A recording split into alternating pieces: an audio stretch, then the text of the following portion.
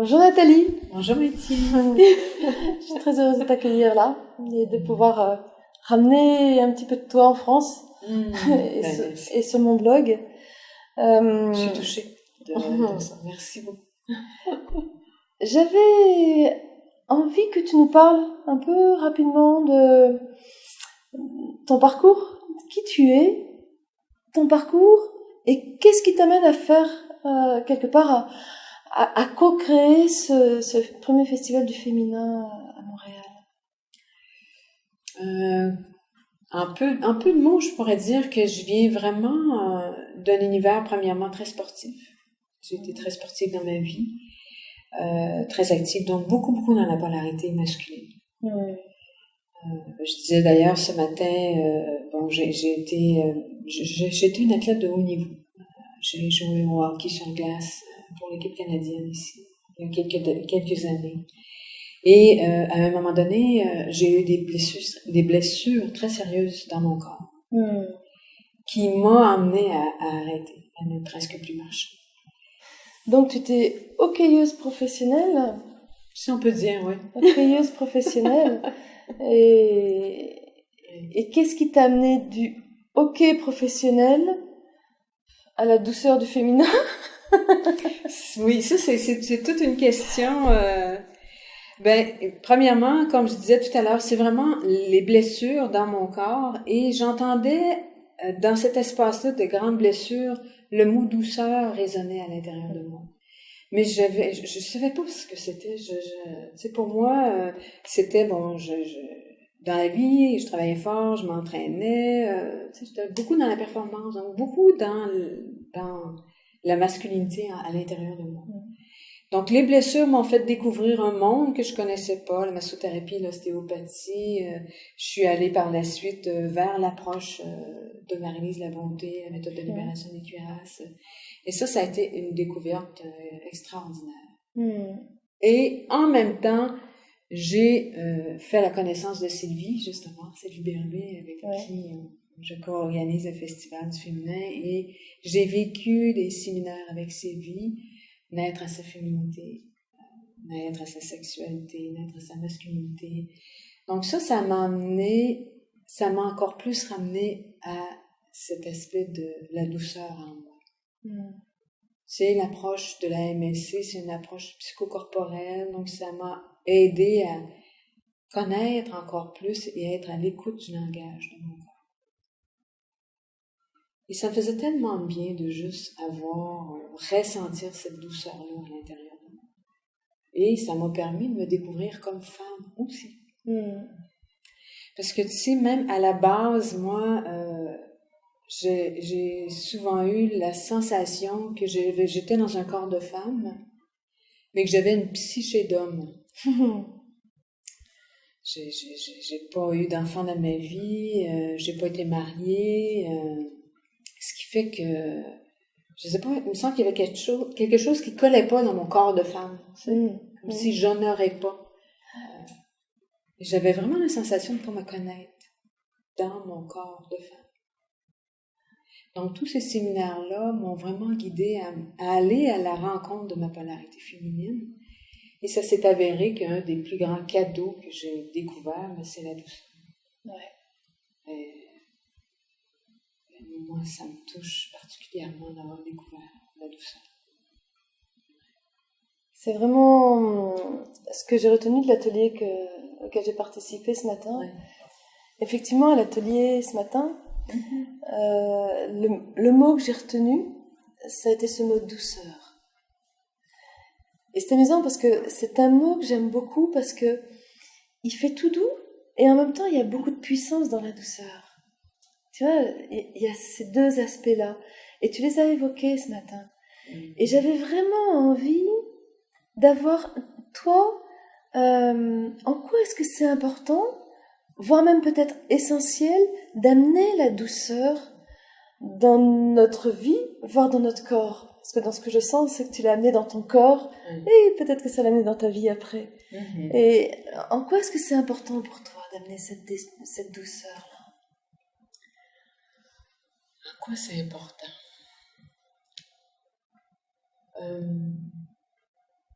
je saurais pas, il n'y a pas de mots là, qui me viennent là.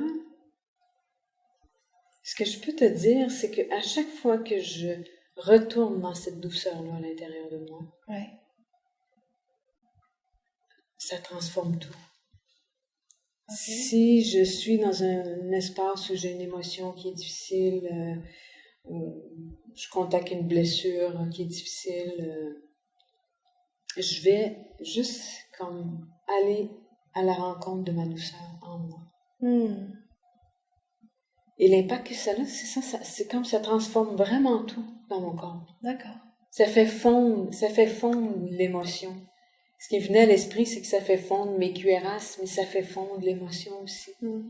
Ça m'amène dans l'accueil, dans l'écoute, de comme, OK, c'est comme si je vais à la rencontre même de ma petite fille à l'intérieur de moi. Ouais. Tu sais, parce que j'ai été beaucoup dans la dureté, évidemment, dans l'exigence aussi dans ma vie. Hein. Et en même temps, c'est brusquer ma petite fille à moi, à l'intérieur de moi. Alors quand la douceur arrive, c'est que je vais à la rencontre aussi de cette petite fille-là à l'intérieur de moi. J'ai pas été mère dans ma vie, mais j'ai développé le côté maternel face à moi-même. Ma petite fille à l'intérieur de moi. Et c'est dans l'aspect de cette douceur-là qu'il y a une profonde transformation, une profonde guérison qui se vit pour moi. Et j'ai eu des êtres qui m'ont aidé, des femmes particulièrement. Je pense à Sylvie, je pense à Marie-Lise La Bonté, je pense à une autre personne, à Madeleine, qui ont été des femmes marquantes, mais aussi leur douceur qui m'a permis d'éveiller la mienne. Elles ont été comme des guides pour moi. Je pense à d'autres personnes. Mais... Donc c'est vraiment... c'est devenu primordial dans ma vie. Ouais. L'image qui me vient quand tu évoques cette douceur, tu vois, que je ressens quand tu en parles, on sent qu'elle est toute là.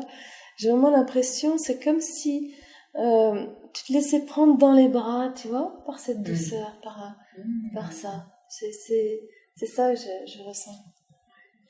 Et comme tu sais, excuse-moi, je te coupe, mais c'est parce qu'il y a quelque chose qui me vient aussi, parce que tu as parlé de la puissance. Ouais.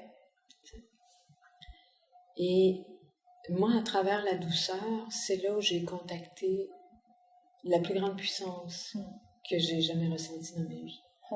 Et tu sais, dans ma carrière d'hockeyeuse, j'ai vécu des grosses émotions. J'ai joué devant des milliers, des dizaines de milliers de personnes dans le hockey féminin. C'était pas rien à l'époque, tu sais. Alors, c'était rempli d'intensité. Donc, c'est une grande puissance quand même, tu sais. Mais la douceur, cette douceur-là, c'est comme au cœur de mon corps. Il n'y a pas de mots. C'est comme si tout est parfait dans cet espace-là. Il n'y a plus rien qui va m'ébranler. En fait, c'est d'aller au contact de mon âme. D'aller au contact de ton âme. Ça me touche particulièrement de te donner ça. C'est vraiment le chemin, c'est là où je me sens le plus en contact avec ce que je suis profondément, à travers cette douceur. Si mon âme était imprégnée, c'est comme, ce qui me vient, c'est comme l'empreinte profonde de mon âme. Ouais. À l'essence. Oui. Et dans tout mon cheminement, et j'en parlais un petit peu ce matin, j'ai eu aussi la chance de vivre des expériences initiatiques extraordinaires et qui m'ont emmené, pour moi, c'est clair que ça m'a emmené en contact avec l'énergie de Marie-Madeleine. Ouais. C'est un guide qui est toujours, je me sens toujours accompagnée par elle, à travers la douceur. À travers cette douceur-là. Et c'est ce que tu sais, ce matin, c'est ce que je tentais de transmettre à quelque part. Et ça n'empêche pas d'être yang, d'être très masculine, mais tu sais, de vivre dans cette danse des polarités-là à l'intérieur de moi, mais dans ma chair, dans mon corps. Avec cette douceur. Et comment est-ce que tu... par quelle porte tu amènerais les femmes, ou tu amènes les femmes à aller contacter leur douceur. C'est comme, tu vois, Oui. c'est quoi les premiers pas pour qu'elles aillent contacter leur douceur ou comment est-ce qu'elles peuvent s'autoriser ça, se faire ce cadeau, Oui. tu vois? Oui. Ouais. Je ne sais pas s'il y a une porte précise. Ouais. Je pense qu'il y a plusieurs portes, en fait. Mhm. C'est comme peu importe l'outil que les femmes vont prendre. Ouais. Bon, moi, ça a été mon cheminement à travers bon, les blessures physiques, Ouais. les blessures émotionnelles et des outils. Bon, moi, ça a été beaucoup des approches corporelles qui m'ont beaucoup parlé, énergétiques. Ouais. Mais je pense qu'au départ aussi, à travers la blessure, mais je me suis permise de dire oui, je vais aller à la rencontre de moi. Ouais. Et c'est pas nécessairement la douceur qui m'a emmenée. Ça n'a pas été ma première porte, ça a été la souffrance. Ouais. Et après, j'ai rencontré la douceur. Mais j'ai dit oui. J'ai dit oui à la souffrance, mais à la vie aussi. T'as dit oui à la souffrance et à la vie aussi, Oui. c'est ça. Exactement. C'est le fait qu'il y ait effectivement les deux. Oui, c'est ça, tout à fait. Est-ce que j'aime beaucoup cette image de dire oui à la souffrance, dire oui à la douleur et tu vois, pour aller au-delà et sentir qu'au-delà, toi, tu as trouvé effectivement cette douceur-là, cet espace-là. Est-ce qu'il y a des pièges, est-ce qu'il y a des risques, est-ce qu'il y a des...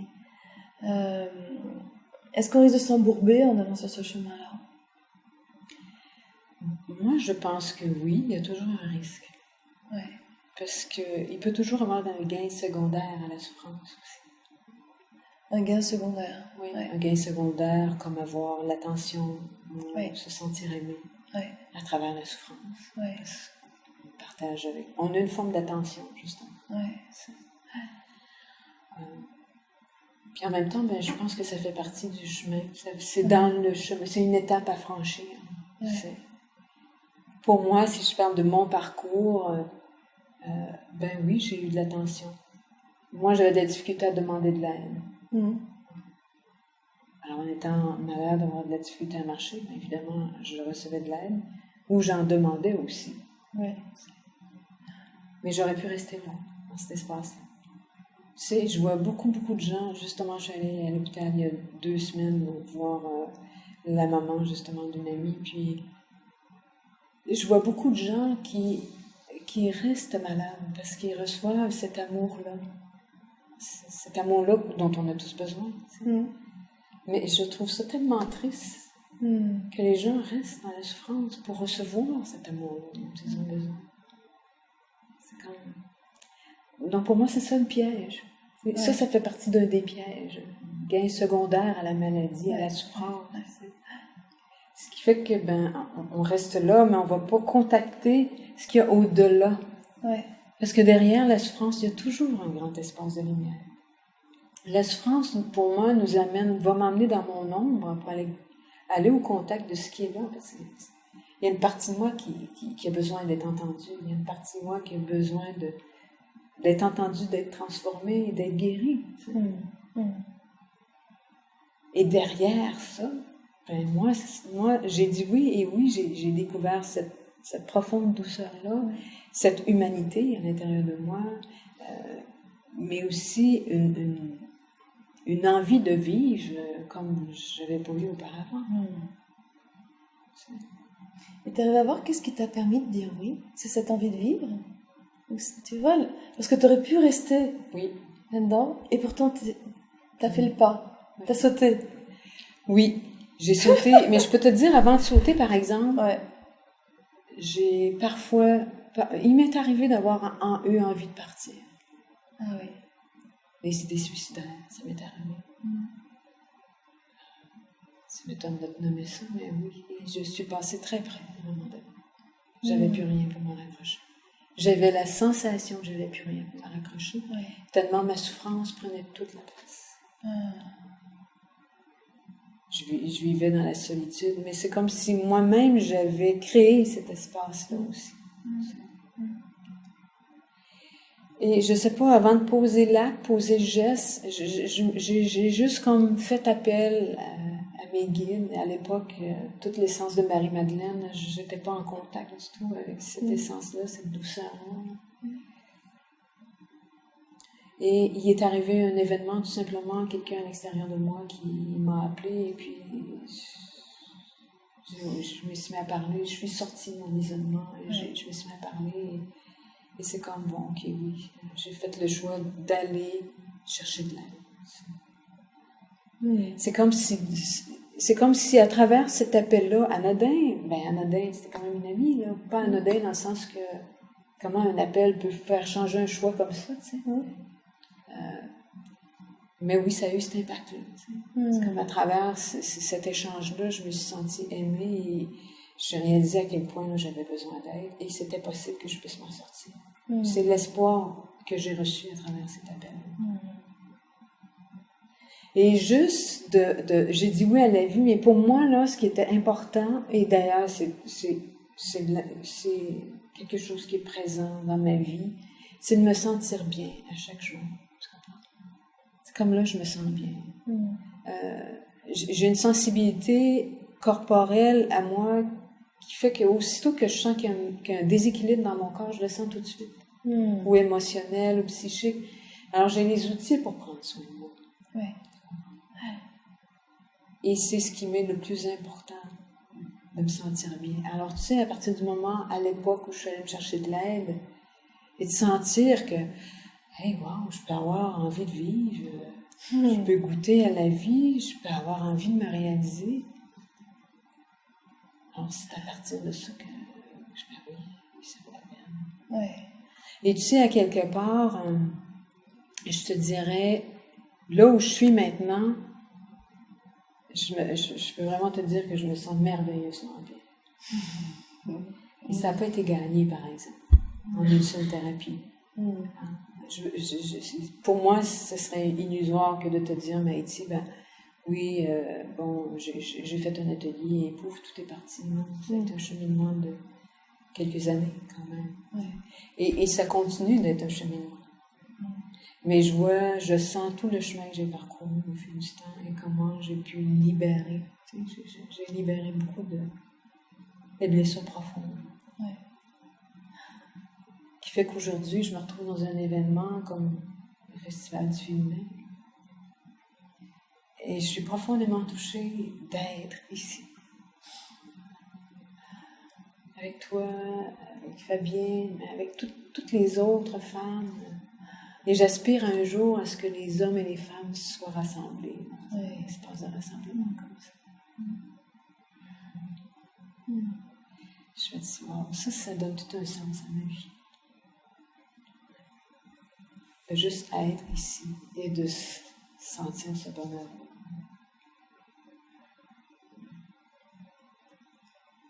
C'est très très riche tout ce que tu apportes là. Ça me touche et ça m'émeut. Et il y a beaucoup de simplicité et une très grande profondeur dans ce que tu dis.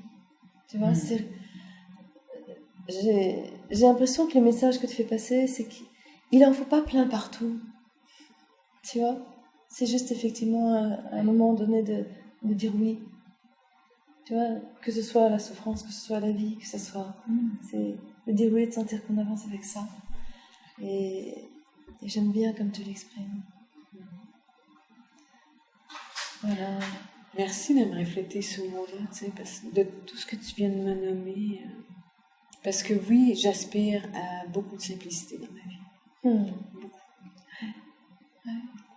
C'est vraiment, pour moi, c'est de trouver ce qui est juste pour soi. Chacun de nous, chacun de nous, tout simplement. Puis à chacun son parcours, sa route, sa voie. Des gens qui auraient envie de te contacter, c'est quelque chose qui est possible? C'est quelque chose que tu n'offres pas ou... Oui, tout à fait, c'est possible. C'est possible. Oui, et ils font comment? Ben, c'est sûr que... Comment ils font? Oui.